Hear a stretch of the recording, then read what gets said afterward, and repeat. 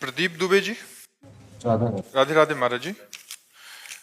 महाराज जी, आप कह रहे हैं कि आप जिला न्यायाधीश हैं। महाराज जी, आपका एक प्रश्न है कि भगवान श्री कृष्ण द्वारा अन्याय पर न्याय की विजय हेतु अपनाई गई कूटनीति छल आज वर्तमान समय में कितनी प्रासंगिक है? न्याय के पद पर बैठा कोई व्यक्ति द्वारा उसे अपनाना कितना उचित है?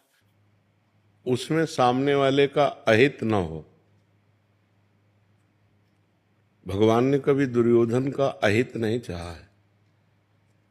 उनके हित के लिए स्वयं संधि दूत बन करके भी गए हैं। भगवान ने कभी किसी का अहित नहीं, अमंगल नहीं चाहा है। जब भगवान से कोई शत्रुता की है तो फिर उसको मार करके परम पद प्रदान किया है, कभी अहित नहीं किया। हम परम पद तो नहीं प्रदान कर सकते किसी को, लेकिन अगर एक व्यक्ति के द्वारा समाज का बहुत बड़ा अहित हो रहा है तो अब हमारी हित की भावना उसका नाश कर देगी, और उसका नाश करना आवश्यक है।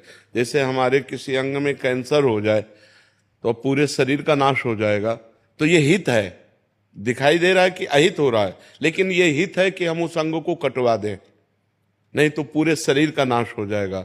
ऐसे ही न्याय पद्धति हमारी कहती है कि जैसे एक व्यक्ति से किसी समाज का अहित हो रहा हो, अमंगल हो रहा हो, तो उस व्यक्ति को शासन में ले लेना चाहिए और उसको उचित दंड देना चाहिए और उसको कैद में रखना चाहिए। ऐसे ही एक गांव से अगर पूरे हमारे राष्ट्र को परेशानी हो रही तो उस गांव को शासन में ले लेना चाहिए।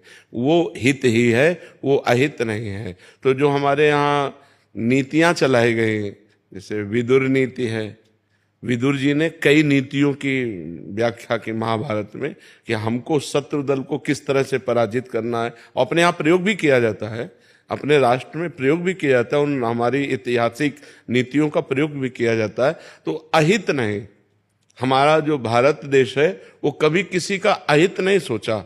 हम अपनी तरफ से आपका अहित नहीं करेंगे। हमारे यहाँ नीतियों में सबसे प्रधानता हित नीति रही है कि सबका हित हो। परहित सरिस धर्म नहीं भाई, पर पीड़ा सम नहीं अगमाई। हम तुम्हें कष्ट नहीं देंगे, लेकिन आप हमको छेड़ोगे, हमारे समाज को छेड़ोगे, हमारे राष्ट्र को छेड़ोगे, तो फिर हम समर्थ हैं, हर तरह से आपको शासन में ले सकते हैं। ये हमारे देश की नीति रही, शुरू से नीति रही है। तो ये उचित है। छल भी उचित है, छल भी उचित है, क्योंकि अगर हमें शत्रु बलवान है और उसको पराजित करना है तो हमको छल का प्रयोग करना होगा। भगवान ने स्वयं किया, जैसे अश्वत्थामा मरो, क्योंकि गुरु द्रोणाचार्य जी को परास्त करना संभव। अर्जुन सामने वही खड़े हैं जिनको प्रत्यंचा चढ़ाना सिखाया स्वयं द्रोणाचार्य जी ने। द्रोणाचार्य जी समस्त शास्त्र वेदता, चाहे वो धनुर्वेद हो चाहे जो भी वेद हो, उसके परम ज्ञाता हैं। अब उनको